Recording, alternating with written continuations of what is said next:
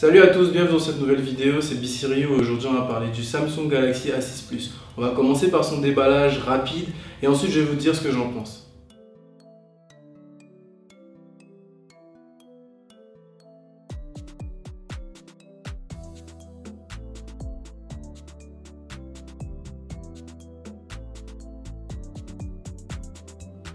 La première chose qui frappe, c'est son design. Moi je trouve que son design est très bien. Après ça dépend de chacun, moi je trouve qu'il est bien.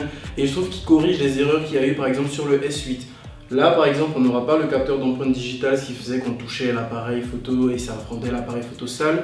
Mais ils ont mis l'appareil photo juste en dessous, du coup on ne touche pas forcément le capteur photo. Et ça c'est déjà un bon point. Concernant le mode de déverrouillage, vous pouvez déverrouiller avec le capteur d'empreinte digitale qui se trouve juste ici en enregistrant votre empreinte et ça se fait très rapidement. Si vous le souhaitez, vous pouvez rajouter la reconnaissance faciale aux paramètres de déverrouillage. Il suffit d'aller dans paramètres, écran de verrouillage, d'aller tout en bas. Il y aura reconnaissance faciale. Vous allez entrer votre mot de passe et ajouter votre visage.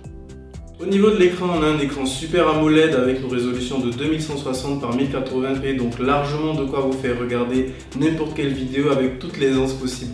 Je vous l'avais déjà dit dans une vidéo, l'OLED va vous permettre d'avoir des contrastes infinis et ils l'ont utilisé pour faire autre chose, c'est Always On qui va vous permettre d'avoir affiché l'heure à tout moment sur l'écran tant que vous ne l'avez pas déverrouillé, il est juste là.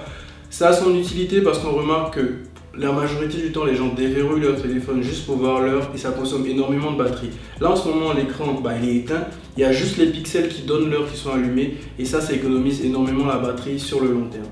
Au niveau des spécificités techniques, sous le capot du A6 Plus, on a un processeur Snapdragon 435 cadencé à 1,8 GHz, on a 3 Go de RAM et 32 Go de stockage qu'on peut augmenter avec une carte mémoire. Sur cette version, Samsung a opté pour le fait de mettre les haut-parleurs sur la tranche droite de l'appareil, ce qui fait que lorsqu'on regarde une vidéo, on peut aisément mettre sa main des deux côtés, regarder la vidéo sans que la main qui va couvrir cette partie ne bouche les haut-parleurs. Du coup, on a toujours du son et du bon son. Concernant l'appareil photo, on a un double capteur photo à l'arrière de 16 et 5 mégapixels et à l'avant on a un capteur de 24 mégapixels.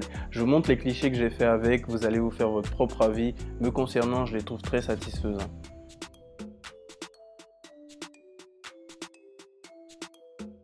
Si mes premières impressions sur ce smartphone vous ont déjà convaincu, vous pouvez l'acheter sur le site de Jumia, je vous laisse le lien et le prix dans la description.